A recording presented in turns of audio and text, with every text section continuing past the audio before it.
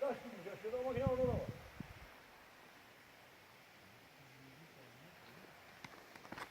Gelmedi bu ağaç. Gelmiyor.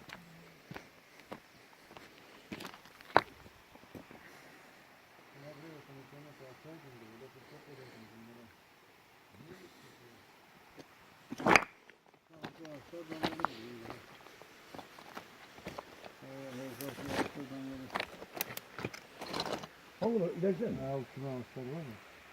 Şöyle genişliğine. Buraya geç. Onlar zanlı. Neyse. Bak. Olmadıysa ben onları yıkayım alalım da orada. Şimdi baksana şuradan.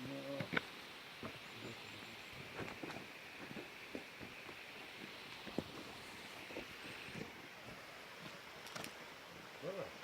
Bizim biz bunları kim aşağı yapıyorduk alalım. Bu her taraftan nerede?